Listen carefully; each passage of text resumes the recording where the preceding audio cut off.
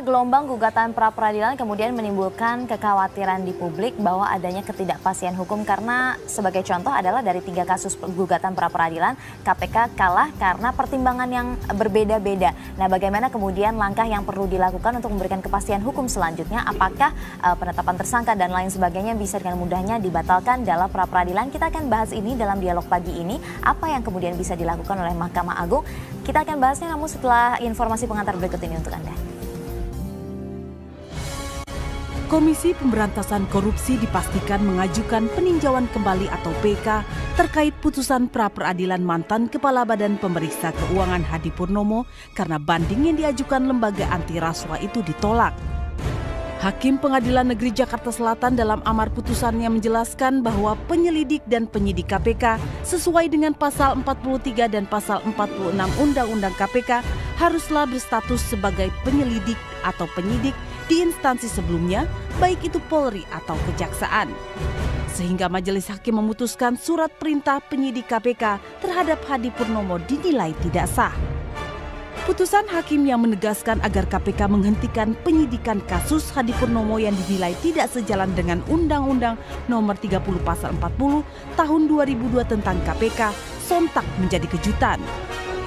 Sebelumnya, PLT pimpinan KPK Johan Budi menyatakan adanya sejumlah kejanggalan dalam putusan pra-peradilan Hadi Purnomo, khususnya terkait tidak sahnya pengangkatan penyidik dan penyelidik oleh KPK di luar kepolisian dan kejaksaan. Pertimbangan hakim pra-peradilan mengabulkan 3 gugatan pra-peradilan terhadap KPK menurut Johan Budi berbeda-beda, sehingga perlawanan hukum yang dilakukan KPK pun berbeda pula.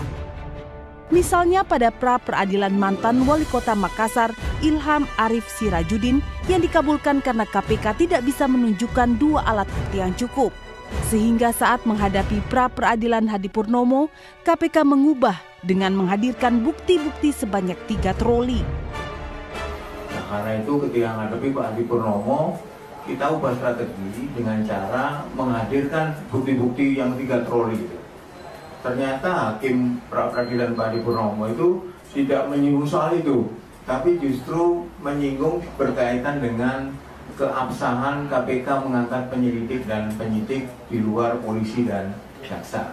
Nah, itu kan berbeda-beda strategi yang harus kita, putusannya berbeda-beda.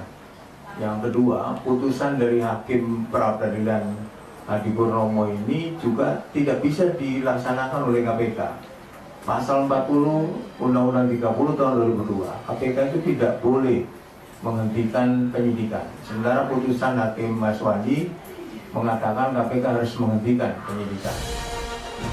Johan menambahkan, peninjauan dalam kasus Komjen Budi Gunawan diakuinya memang ditolak. Namun menghadapi kasus Hadi Purnomo, menurut Johan KPK memungkinkan untuk melawannya dengan PK karena berbeda kasusnya. Di satu pengadilan berbeda-beda putusannya. Ini kan bikin ruwet, bikin tidak ada kepastian hukum. Karena itu langkah yang dilakukan oleh KPK antara Ilham dengan Hadi Purnomo itu bisa berbeda. Kalau Hadi Purnomo kita akan banding. Apa tujuannya? Men-challenge putusan yang di pra-peradilan itu yang oleh Hakim Maswandi diputuskan. KPK harus melanjutkan penyidikan dan lain sebagainya. Nah, banding kita ditolak, kita akan upaya hukum lain, yaitu PK itu. Pertimbangan pengajuan banding ini berdasarkan keputusan Mahkamah Konstitusi Pasal 77 mengenai perluasan objek pra-peradilan.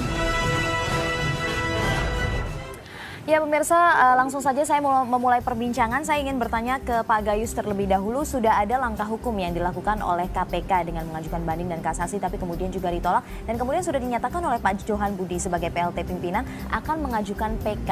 Nah lalu bagaimana, ini nanti akan sampai di Mahkamah Agung, bagaimana kemudian Pak? Ini bisa dipastikan akan diteruskan atau bagaimana? Ya kalau kita memperhatikan aturan yang mengatur yaitu hukum acara, PK itu kan limitatif yang boleh mengajukan.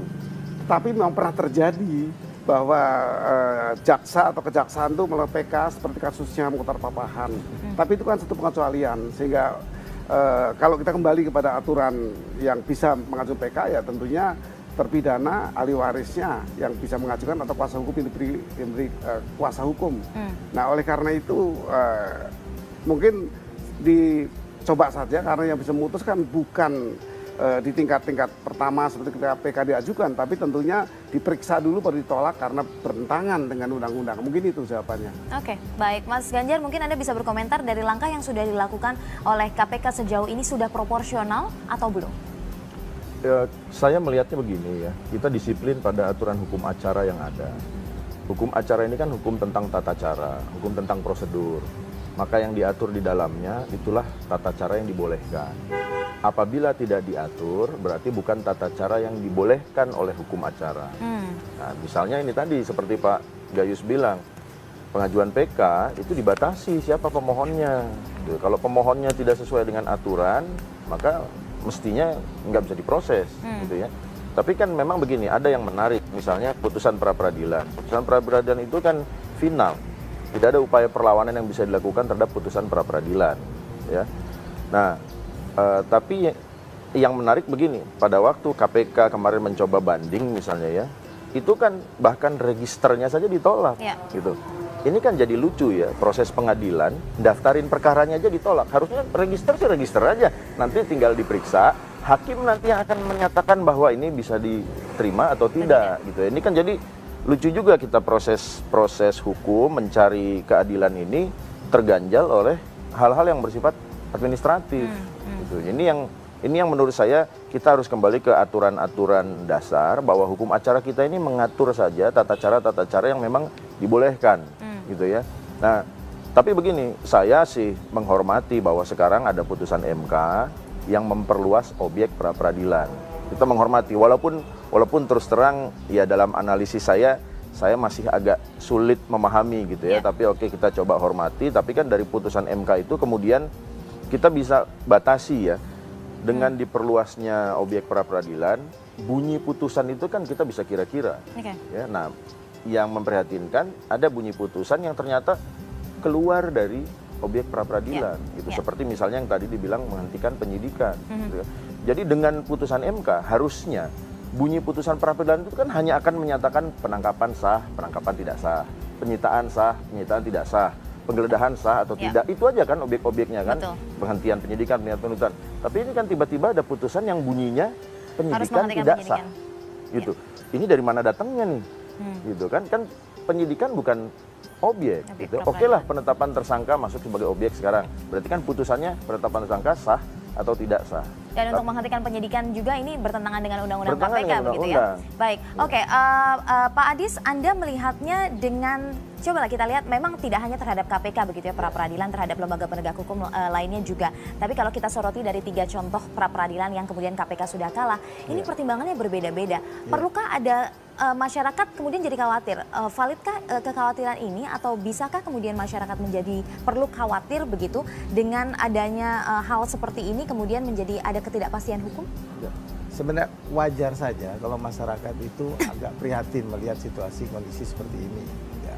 Sebenarnya disampaikan tadi Mas Ganjar bahwa hukum acara ini sudah ada komplit. Kalau diikutin ini sesuai dengan hukum acara ini bisa berjalan. Cuman masalahnya sekarang kan ada putusan yang agak kontroversial kan begitu dari hakim, ya kan, di luar daripada yang diminta. Itu ada putusan seperti itu. Kemudian akhirnya membuat masyarakat, loh, kok hakim memutuskan di luar dari berita acara? Nah, itu kan yang menjadi pertanyaan. Oleh karena itu, mungkin saya berpendapat Mahkamah Agung bisa membuat suatu peraturan Mahkamah Agung. Karena kalau kita mau merubah hukum acara ini dikaitkan dengan perkembangan zaman, ini agak lama. Di DPR itu untuk KUHAP ini baru masuk Prolegnas 2016.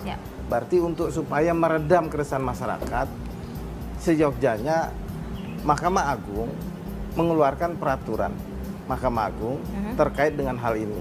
Bagaimana kalau ada putusan yang ultra petitum? Bagaimana caranya supaya masyarakat yang ingin mengajukan peninjauan kembali? Batasan-batasan berapa tahun ancaman yang bisa melakukan peninjauan kembali? Karena kan sudah pernah ada ini putusan pra-peradilan tahun nomor 2 tahun 88 itu di PN Situbondo apa di Sebata kalau nggak salah itu. Kemudian di Samarinda juga ada nomor 4 tahun 2000. Jadi Anda sepakat bahwa perlu ada tindakan dari Mahkamah Agung untuk menjawab solusi dari permasalahan ini begitu ya. Kita akan terhubung dengan Pak Suhadi, juru bicara Mahkamah Agung. Namun saya akan menanyakan setelah jeda berikut ini. Kita harus tahan dulu pemirsa. Bincang Pagi akan segera kembali.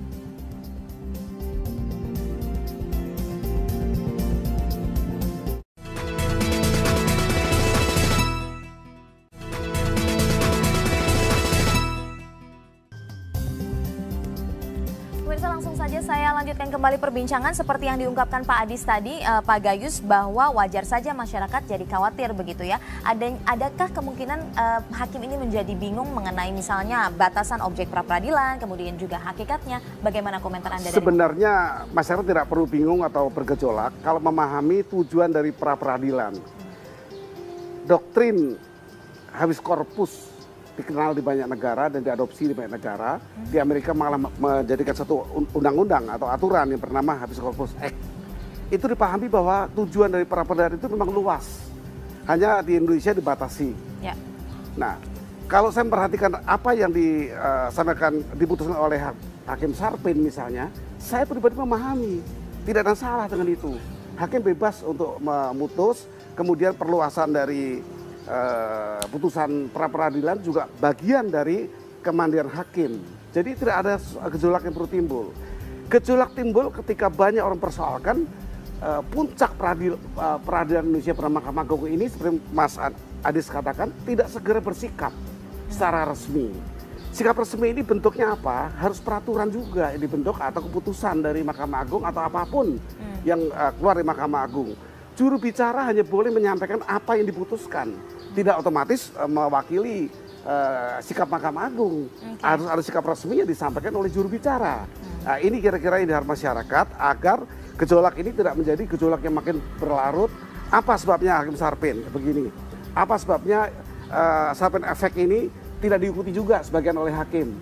Atau seperti apa? Maka saya mengatakan ada 3 opsi di situ yang akan digunakan oleh MA kalau untuk meredam gejolak. Pimpinan MA yang lalu membuat hal yang sama. Yaitu ketika dengan Perma itu ya Pak? Perma nomor 2 tahun 2012 itu ketika pidana ringan ditahan, mencuri piring ditahan, kayu ditahan yang harganya berapa ratus ribu saja. Maka Pak Arin Tumpa sebagai pimpinan yang lama, sebagai ketua yang lama itu membuat Perma. Perma itu meredam agar publik tahu bahwa ternyata Mahkamah Agung adanya kekosongan aturan, maka menentukan hanya 2,5 juta yang boleh ditahan. Seperti itu. Komentar dari Pak Suhadi seperti apa? Karena sebelumnya Pak Suhadi di hadapan media massa begitu ya pernah menyatakan bahwa MA tidak bisa intervensi ke peradilan di bawahnya, termasuk mengarahkan hakim dalam memutus pra-peradilan. Independensi hakim dilindungi undang-undang. Saya ingin konfirmasi pernyataan ini Pak Suhadi. Ya, betul ya. Hakim itu dia menjalankan tugas berdasarkan undang-undang. Jadi mengenai pra-peradilan kan berdasarkan pasal 77 KUHP. Ya, kemudian di situ ada 4 kewenangan, yaitu keabsahan mengenai penangkapan dan penahanan, kemudian penghentian penyidikan dan penuntutan, kan gitu. Kemudian sedangkan ganti rugi adalah asesor, terus ikutan kalau ada terbukti dari 4 hal yang telah ditentukan tersebut. Nah, kemudian masalahnya putusan mengenai pra-peradilan BG kan jadi putusan Sarpin ya menjadi kontroversi dianggap oleh masyarakat. Nah, di satu sisi bahwa putusan Sarpin itu adalah putusan hakim. Dulu memang seperti banyak oleh rekan-rekan pers agar Mahkamah Agung karena ini memperluas pasal 77. Oke, Pak Suhadi, mohon maaf sambungan teleponnya sedikit bermasalah. Mungkin bisa dicari lokasi yang lebih clear lagi, bisa lebih jelas lagi. Saya ingin menanyakan, oke, Bapak tadi menjelaskan hakikatnya tadi ada 4, tapi Anda melihat bahwa kemudian dengan adanya pertimbangan yang berbeda-beda dari 3 pra-peradilan yang ada, ini kemudian terjadi kebingungan atau tidak mengenai batasan objek dan juga hakikat pra-peradilan?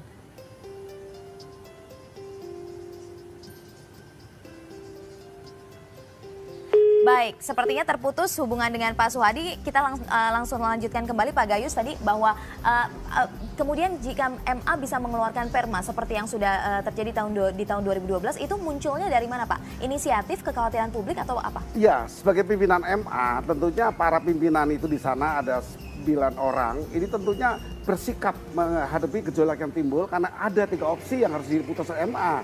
Yang pertama memang langkah-langkah Hakim Sarpin itu dapat diterima. Perluasan dari doktrin habeas corpus, yaitu hak orang yang dirampas kemerdekaannya dan melawan kesenangan dari pejabat atau petugas penegak hukum ini dipakai sebagai dasar. Sehingga nanti melalui pengadilan tentunya, tidak pribadi, pengadilan yang memutuskan apakah betul terjadi kesenangan. Nah, ini Hakim Sarpin memperluas dari konsep yang ada di KUHAP. Maka apakah emang memandang ini dibolehkan? Kedua, yang berbeda pendapat sehingga harus tetap kepada KUHAP sambil menunggu KUHAP ini direvisi.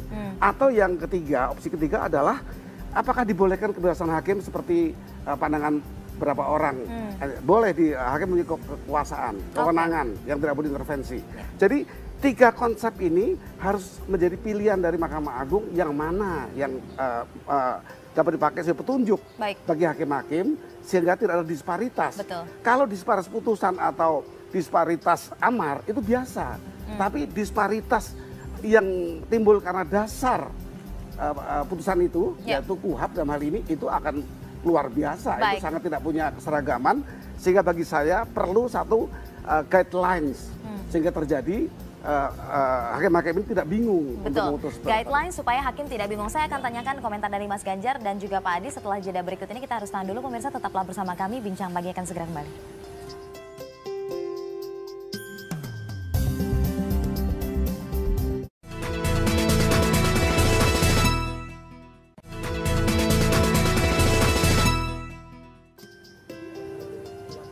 Pemirsa, saya mulai kembali perbincangan. Saya ingin ke Mas Ganjar. Mas Ganjar, tadi sudah ada seruan dari Hakim Agung sendiri, Pak Gayus Lumbun, untuk mengeluarkan perma untuk memberikan guidelines begitu ya. Menurut Anda seberapa urgent atau seberapa genting ini dibutuhkan? Pertama gini ya, awalnya saya menduga Mahkamah Agung itu sudah banyak membuat guidance ya untuk hal-hal atau perkara-perkara atau pasal-pasal yang kira-kira kerap ditangani oleh hakim di tingkat PN maupun PT ya. Karena begini kan memang juga banyak tindak pidana misalnya yang tafsirnya berbeda-beda. Nah, tapi ternyata kan belum ada ya, dan kemudian terjadi apa ya, tendangan bebas ke sana kemari nih oleh hakim-hakim. Bola liar. Iya, bola liar gitu ya. Nah, ini kan menarik ya. Jadi ternyata hakim sedemikian bebasnya ya memutus, menafsirkan, membuat pertimbangan sendiri, bahkan termasuk membuat putusan yang melampaui isi permohonan. Gitu ya. Ini kan mengkhawatirkan. Kalau kita bicara mengenai kekhawatiran kemandirian hakim, independensi supaya tidak diganggu, menurut saya adanya guidance ini tidak sama sekali tidak mengganggu independensi hakim kok. Saya kasih contoh begini misalnya, dalam suatu perkara pidana misalnya. Hakim bebas kok untuk menentukan si terdakwa itu nanti bersalah sehingga menghukum atau tidak bersalah sehingga bebas atau lepas atau apapun, bebas gitu ya. Tapi kan tetap ada batasnya. Pilihan hakim itu ya artinya menyatakan bebas atau menghukum atau menolak, itu saja, bukan berarti dia terus bebas memutuskan hal-hal di luar yang ada di aturan undang-undang. Jadi hakim bebas memeriksa, hakim boleh memberikan pertimbangan berdasarkan ya pengetahuan hukumnya gitu ya. Tetapi untuk hal-hal tertentu termasuk pra peradilan ini kan kita sudah lihat ya, 3 hakim berbeda semua, penilaiannya berbeda, pertimbangannya berbeda, putusannya berbeda gitu kan. Walaupun sebetulnya itu harus mengacu kepada permohonan, tapi kan kita lihat lagi ada yang melampaui permohonan gitu. Sehingga saya bilang ini bukan cuma hakim melampaui kewenangan nih, ini badan peradilannya juga melampaui kewenangannya nih. Ya, memberi apa yang tidak diminta oleh pihak. Nah, ini kan menurut saya membingungkan, sehingga penting nih hakim diberi guidance atau panduan oleh Mahkamah Agung. Pak Adis, Anda melihat dari Anda Komisi Hukum, apa yang sebenarnya bisa dilakukan untuk kemudian juga mendorong kepastian hukum ini begitu? Apakah yang bisa dilakukan misalnya kaitannya dengan MA ini? Pra peradilan kan tempatnya masyarakat untuk mencari keadilan, karena hak asasinya dilanggar. Nah, makanya itu ada putusan MK kemarin. Apa implikasi putusan MK itu? Pertama, nanti akan banyak masyarakat yang melakukan gugatan peradilan. Kemudian kedua, ada positifnya. Tentunya para penegak hukum, polisi, kejaksaan, KPK lebih berhati-hati dalam menentukan terdakwa. Ya kan? Nah, terkait dengan hal ini, maka Mahkamah Agung harus mengeluarkan perma agar supaya masyarakat ini tidak terlalu berbondong-bondong untuk mencari pra-peradilan. Ya. Bisa perma itu membatasi misalnya batasan hukum berapa tahun yang boleh diajukan pra-peradilan. Khususnya terhadap kasus-kasus extraordinary crime seperti korupsi. Nah, ini harus betul-betul dibatasi. Baik. Nah, oleh karena itu kita juga heran kalau sampai Mahkamah Agung sebagai lembaga peradilan tertinggi tidak membuat satu guidance terhadap hakim-hakimnya, terhadap masyarakat pencari hukum. Jadi kita minta jangan diam saja dong ini Mahkamah Agung ini, karena kalau menunggu undang-undangnya diganti, prolegnas baru tahun depan. Betul. Untuk KUHP tahun Prosesnya ini lama sekali baru ya. KUHP.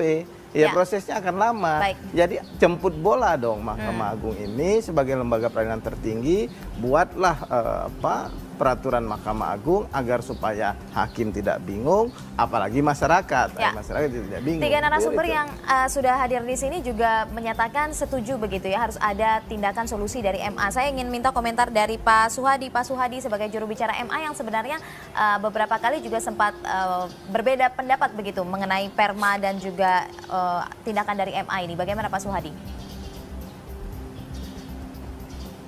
Pak Suhadi. Baik, sepertinya sambungan teleponnya kembali terputus. Selamat pagi Pak Suhadi. Oke, baik. Sepertinya terputus kembali. Kami akan mencoba menghubungi kembali Pak Suhadi. Namun pemirsa, kami akan jeda terlebih dahulu. Bincang Pagi akan segera kembali.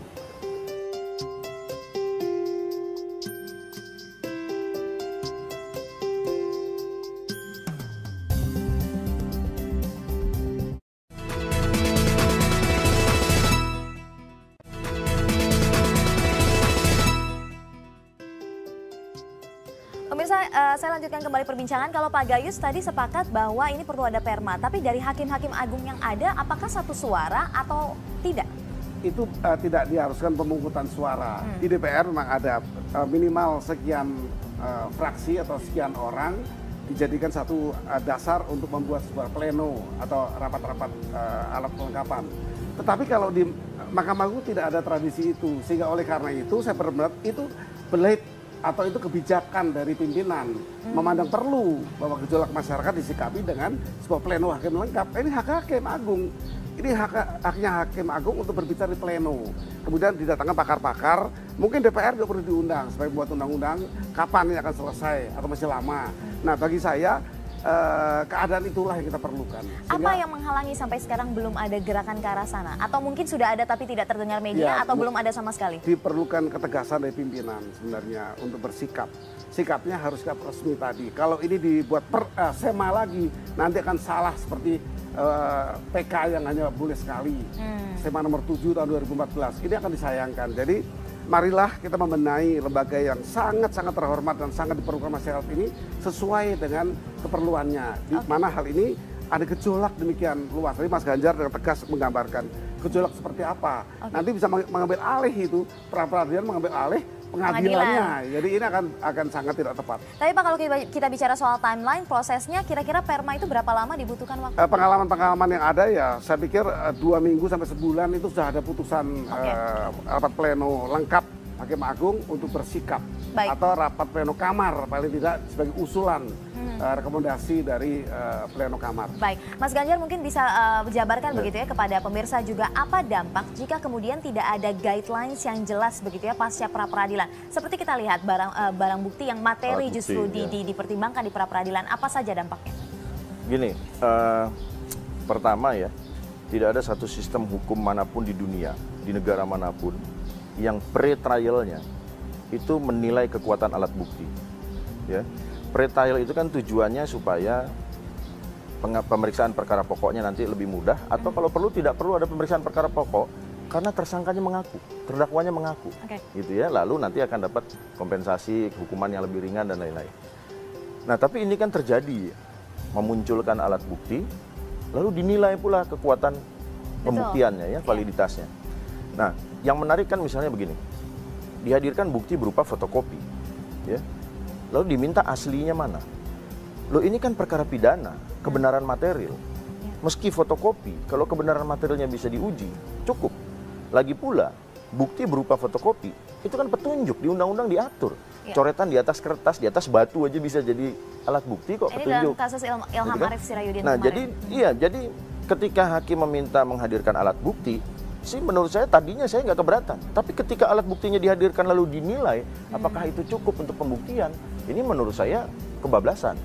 Nah, dampaknya apa? Dampaknya begini. Sebetulnya ya, dengan perluasan objek pra-peradilan pasca putusan MK, ini pasti akan terjadi yang kita khawatirkan, ya, gelombang pra-peradilan.